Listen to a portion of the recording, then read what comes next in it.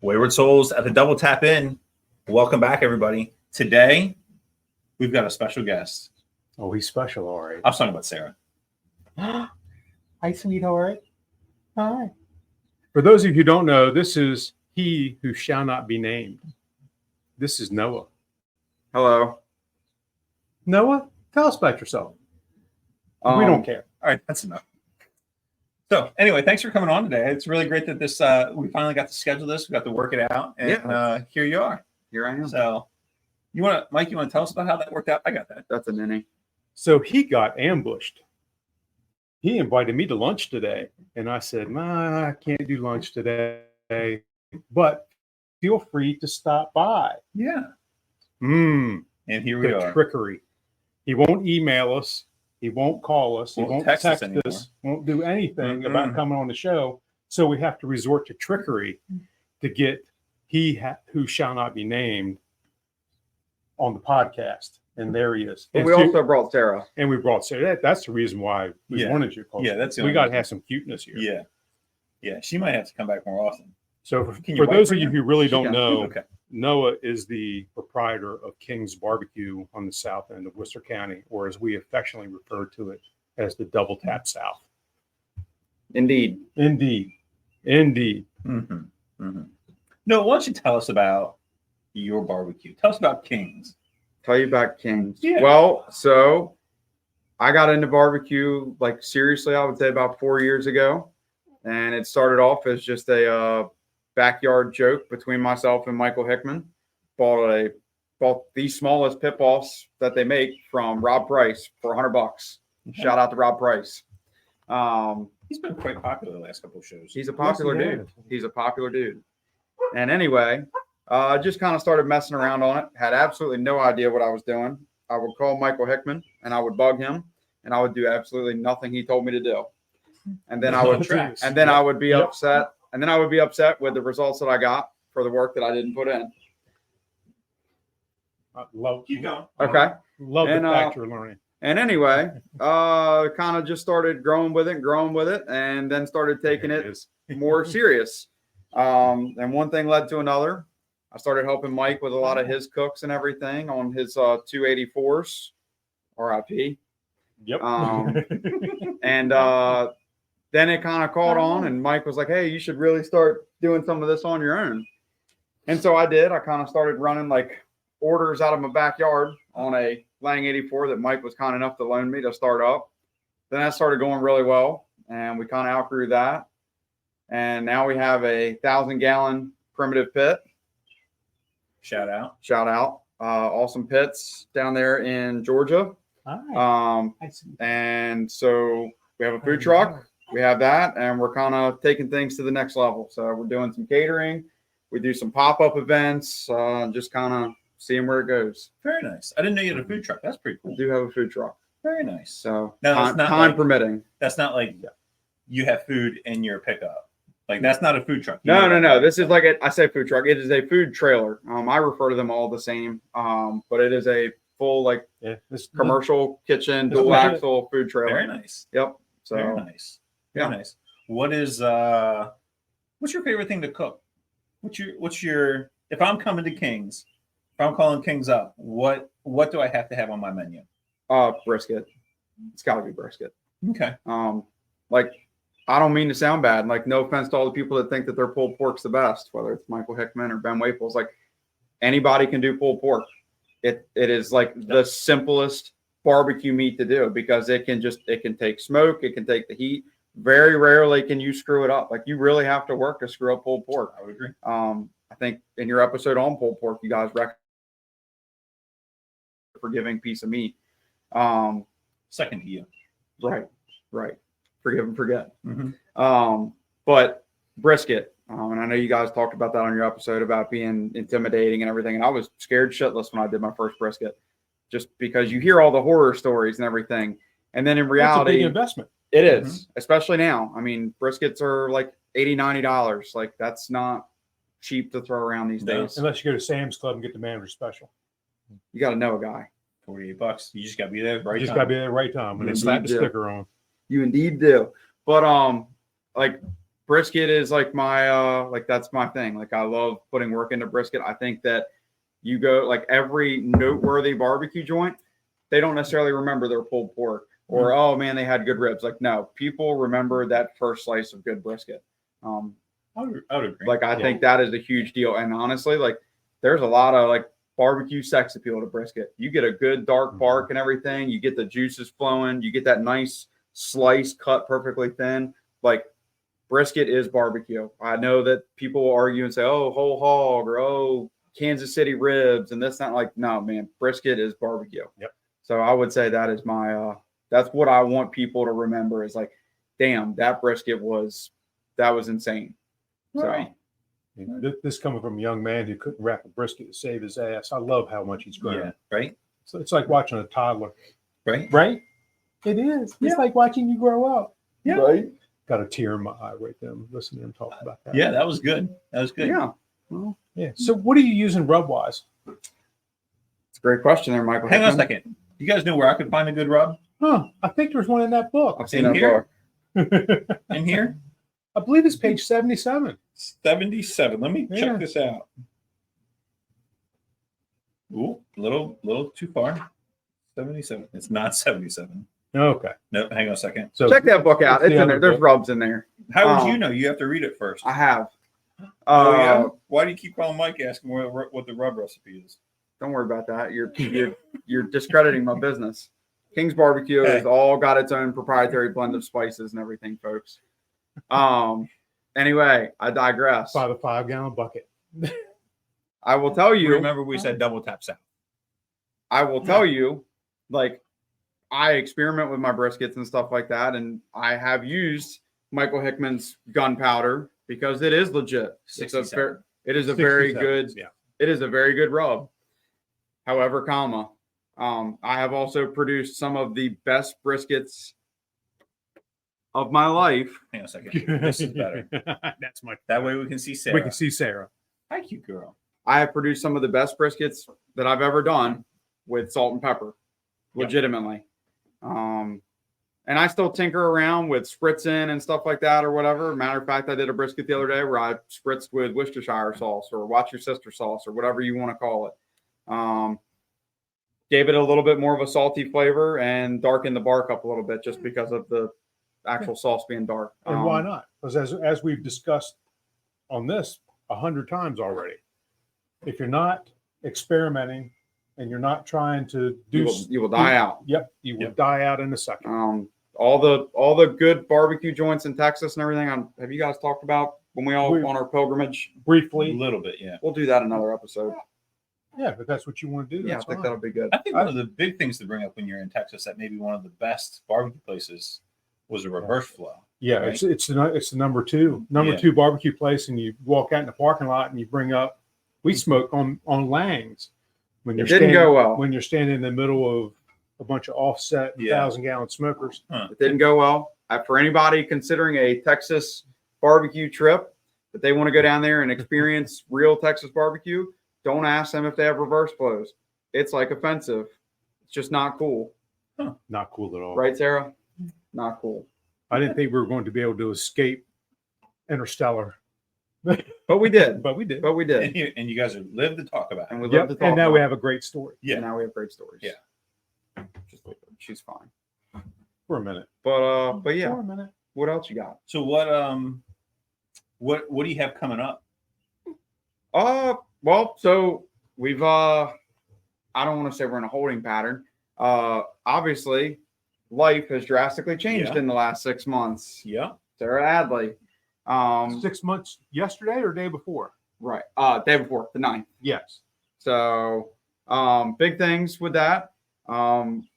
I have big things going on at my job that are good for me too, and on my actual full-time job. And you can actually say it because this won't air until Okay. after. Yeah. So I got promoted at my job to an acting corporal, which is good. For those of you that don't know, I'm a deputy with the Worcester County Sheriff's Office. That's what I moonlight as when I'm not smoking meat. That's how I got promoted. You deliver enough briskets to the command staff. Smoking meat. Right. Right. But anyway, so yeah. So Everyone's going unfortunately, to the office. He's got knee pads. the barbecue at the moment has kind of I don't want to say taking a back seat, but I haven't been able to devote the time to it that I want to. So any chance I do get to smoke meat, I do. And I'm hoping that once I kind of get settled into my new role a little bit, I can kind of pick back up where I left off and kind of redevote my time into it. Good. So good.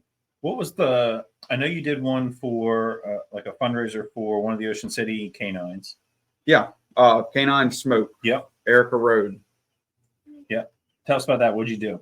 What'd you make? Pulled pork. Pulled pork's like a super easy fundraiser. I tell people all the time, they're like, oh, we want to do a chicken barbecue or we want to do this. Poultry freaks people out because there's such a fine line between cooked and not cooked. And even when it's cooked properly, when you cut into it, there can be that red on the inside from the smoking process. And had people get scared by that because they don't necessarily understand that smoked meats pink up. Like that's a normal thing. Yep. So for that reason, like I'll be honest, I don't really like doing poultry. It's not one of my favorite things. But you're good at it. I am good at it, but I just don't like doing it because I don't want people to ever question the food that they're getting. Yep. And so that being said, though, pulled pork, specifically pork butts, are very cheap. And they go a long ways. Like you can do a really good fundraiser with 1 case of pork butts and make good money. And if you have enough connections, most of the times you can get that case of pork butts donated. Like you don't even have to pay for it, which is cool. So that would be my recommendation. That helps a lot. Absolutely. And, and you as the pit master aren't killing yourself to do a whole bunch of different proteins like we've done in the past. We have done a lot of proteins. That sounds bad. Not unsurprising. Correct. We've played a game or two of Meat Tetris, and I mean that in the most sexual way possible. Awesome. We wouldn't have it any other way. That's right. Indeed. Yeah. That's right. 3 proteins, 3 days during a tropical depression. 1,200 pounds. 1,200 pounds of meat. And meat wasn't the only thing sweating. That's right. Oh, damn. Yeah. It's okay. It's okay. It was warm. It was humid. It was not a whole lot of fun. What else you guys got? Definitely educational. Indeed, it was. So tell us how you came about with your 1,000-gallon smoker. So my grandfather, like, obviously saw that I was doing well with the barbecue and that it was a nice quote unquote side hustle. And he kind of asked, like, he's like, hey, this is going well. What do you need to do better, like to take it to the next level? And I was selling out the Lang 84. I was filling it up pretty consistently, which is a good problem to have. Yeah, absolutely. And so obviously, like, retail space was what we needed. And so I kind of just started looking, and I always look. Like, if you're serious about the barbecue game, you're never not looking at smokers. My wife gets really upset by that, but that's just how it is. Just how it is. So I was just scrolling through Facebook, and I'm a part of numerous like smoking groups, and I found this 1,000-gallon primitive pit at Bobby's Barbecue in Mountain Inn, South Carolina. Shout out to Tay, the pit master there. He works pretty closely with Rodney Scott, really good dude. And I hit him up, and they had this thing listed, and I knew Primitive Pits, like they're a well-known pit builder, good brand, like they stand by their products and stuff. Quality, very quality pit. And for what it's worth, if you're trying to get into serious barbecue, they are affordable large pits. Like those guys are they try to be pretty realistic with the time and money that they put into it. Like you're gonna get out of it what you put into it. But anyway, I hit them up, and they had cooked on this thing like 4 times. I mean, for all intents and purposes, it was brand new. Well, they used it more for a warmer than they did the smoke on it. I was going to say, I think they smoked on it twice, and they used it as a warmer twice. At their restaurant, they have 2,000-gallon Mobergs, which Mobergs are great pits too if you're in the market for big pits. But anyway, hit them up, and they were looking to move on from it. They had bought it to do catering with and realized what they had gotten was too big. However, for somebody who's aspiring to get into the barbecue business and actually do it, 1,000-gallon pit's a really good place to start. Right. And so anyway, my grandfather and I loaded up at 3:00 one morning in November this past year, drove straight through, picked it up, and drove straight back. It was a 23.5-hour day to go pick this thing up. Hell of a day. It's fine.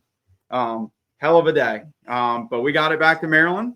And my very first cook in it was Thanksgiving turkeys in literally a nor'eastern. Winds were 30 some miles an hour. I mean, it was absolutely, hey, you're okay. We're talking barbecue. No There's crying no crying in barbecue. Right. Right.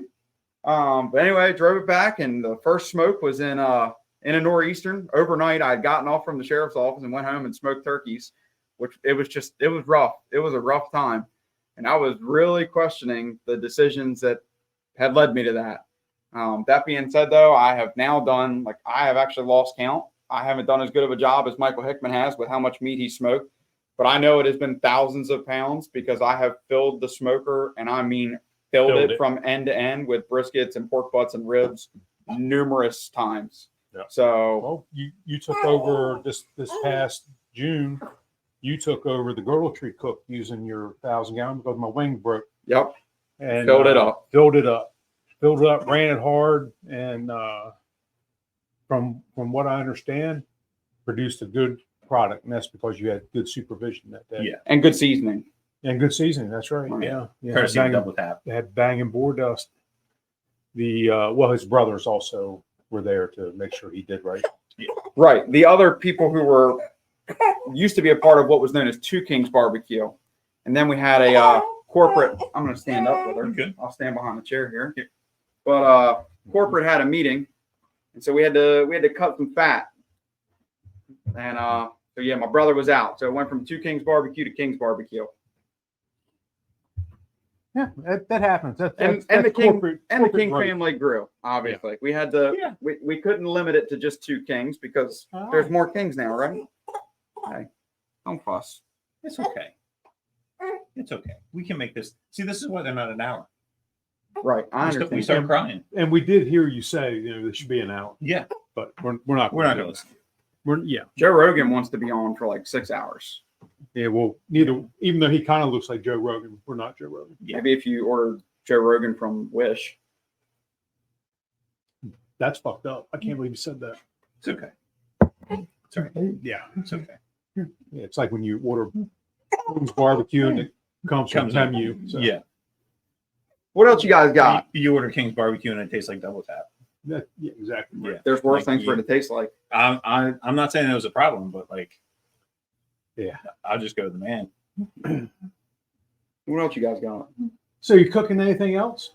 I know that you've acquired several things here of late to add to your arsenal around the house. So I have, and I will say this little son of a bitch right here, Jews down old women.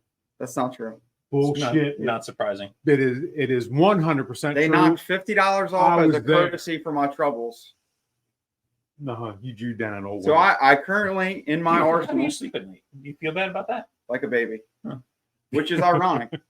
Quick footnote. We had a conversation the other day about why is the statement sleep like a baby? Because for those of you that have children, they don't really sleep through the night. So why is sleeping like a baby actually a good thing? It's not. So sleep like a rock. Right. So anyway, my current that's dark. My current cooking arsenal. Yeah. I have Clearly you don't listen to the show. I have the 1,000-gallon primitive pit. I have a PK Classic portable kitchen. If you guys don't know what those are, check them out. Those grills they are expensive charcoal grills, but those things are built for life. Like they hand them down for generations. Like there are people that they're on their grandkids are running their PK that they have. And it's 50 years old. Yes. Awesome grills. I got a Facebook Marketplace steal on that. Hey, who's that? You're going to see a theme. I got a Facebook Marketplace steal on that, and I went up and picked it up. The people said, yeah, we don't know how to use it. And so they sold it for like half off, and they had cooked on it once. So I got that. I have a big green egg that I also got off Facebook Marketplace. An older couple was looking to move on from it. I didn't hostile negotiate with them or anything like that. And were you carrying when you were there? No. They asked. You walk up. They asked for they were asking $350, and I offered her $300 for an over $1,000 grill, and she said okay. And Michael Hickman went and helped me pick it up. Yeah, newer construction in Ocean Ponds. They had raised the house up, so the whole backyard was sloped. Try moving an egg, which are heavy as fuck to begin with. Yeah. Through basically a new constructed backyard. Through a slope. Through a slope. It was scary. I was concerned that the cooker would make it to the truck. Yeah. And then I didn't bring ratchet straps either. So we just sent it. That's a team too. Typical Noah. Yeah. Luke McFadden, buddy. Luke McFadden. If you So don't know anyway, Luke, I've mentioned Luke McFadden in the previous so episode. back. Right, that's the Luke of barbecue. Yeah. So I have that. I have an Oklahoma Joe original, the Longhorn, so the bigger model that I also got off Facebook Marketplace from somebody who was looking to move on from it at a reasonable price. So the story of that's pretty funny. The guy was asking $150. I offered him 100, and he said 125. And I was like, "Oh, you think you could do 100 or whatever?" And I was like, "My wife will kill me over $25." And this guy's response was, "Let her kill you, bro." And I was like, "Okay." So what religion was he? I believe they were Mennonite. So that was 0 fucks from them too. Yeah. that was pretty intense when I showed up. I was like, "Okay." And so anyway, so we picked that up, and that's honestly I've run that on my smaller cooks. Like if somebody says, "Hey, I need a pan of pork" or something like that, I try not to like turn down business if I'm available or whatever. So I'll be like, "Yeah, like I'll run it in my backyard pit." I have that. I have a Blackstone. For my PK grill, I have a Santa Maria attachment. For those of you like that don't know what a Santa Maria grill is, look it up, check it out. Pretty cool piece of cooking, a pretty cool cooking appliance, if you will. So what else do I have? I feel like I'm forgetting something. I want him to cover the Santa Maria, because if you don't know what that is. Yeah, so a Santa Maria grill is basically, it's an adjustable grate that's attached to a big wheel with cables, right? So basically you actually, I mean, you can do it with charcoal, but the idea is that you build a fire with actual like logs and everything over this thing. You can suspend steaks, kebabs, tri-tip. Like tri-tips are actually known as like the Santa Maria steaks. Right? This poor Nenny. Gravity is strong right here. Mm-hmm. Right. But anyway, so like that's actually how like tri-tips are like really meant to be cooked and everything. But it's pretty cool. So you can crank the wheel up and suspend the grate like 2 feet above your actual fire, so it just gets kind of like a radiant smoke and heat from it and everything like that. And then when you go to sear, you can drop that thing literally right down into the coal bed and get a nice crisp sear on it and all. So pretty neat. Not something I pull out all the time, but it is pretty cool. I almost forgot. I was forgetting something. While we're on the subject of wood-fired cooking and wood-fired cooking appliances, I have a uni pizza oven as well for my backyard. So we eat a lot of wood-fired meats and foods at the King household. Not a bad thing. Not a bad thing. Not at all. Not at all. That being said, like my wife desperately wants me to build an outdoor kitchen to organize said appliances because they're kind of just scattered. Yeah. That's fair. Yeah. But that's fair. Which I'm fine with that. Yeah. I'm not going to argue. Yeah. Right? So we're not going to argue with that. People think the double tap was doing something with 5. Yeah. 8. And we want to replace our fire pit with a solo stove. And they have a grilling grate that you can get for the fire pit. So if we get that, I'm definitely getting the grill grate. Yeah, you have to at that point, because you never know. You might be sitting around your solo stove and somebody might just show up with a pack of steaks or whatever and be like, "Hey, let's fire these babies up." I wasn't going to go that far. I was going to bring a pack of hot dogs. Yeah. Yeah, we know how that works. That's for sure. What else we got? Got all kinds of stuff. Yeah. Hi. Yeah. So when you have number 2? I mean, it's been a conversation, 2 under 2, right? Sounds terrible. Right? Yeah, but then we have good days and bad days with Miss Sarah here. And so we're like, we can wait a little bit. So, but we're trying to do like everybody else and recoup some money and get our head back above the Mendoza line and feel like we can function again before we try to do that again. But no. So since November, what have you learned about business in general? It's a lot. It's I mean, for lack of a better term, it's a pain in the ass. Mm-hmm. It is way, like I can tell you, way more fun when I was just doing barbecue in my backyard and selling it to people and everything like that or whatever. And it was just because you pretty much, it was straight money. You knew what you spent on the meat and the seasoning, and they paid you, and that was it. And that was kind of like, for a lack of a better term, that was my my fun money. Yeah. Like I would do projects with it. Hobby. Yep. Yeah. And then, you know, kind of like trying to, in the need of taking it more serious. Hey, you're okay. What, you want to rock again? Sorry, people of the Wayward Soles podcast. All good. Anyway, but just the business, like there's just the paperwork and the logistics and the permits and the licenses and the everything, especially and the insurance and everything. You're like, if you people don't know, I'll tell you, people in this area do not understand wood-fired cooking. It either scares them or they don't understand it enough that they won't make a decision on it and things like that. It's just not. Yep.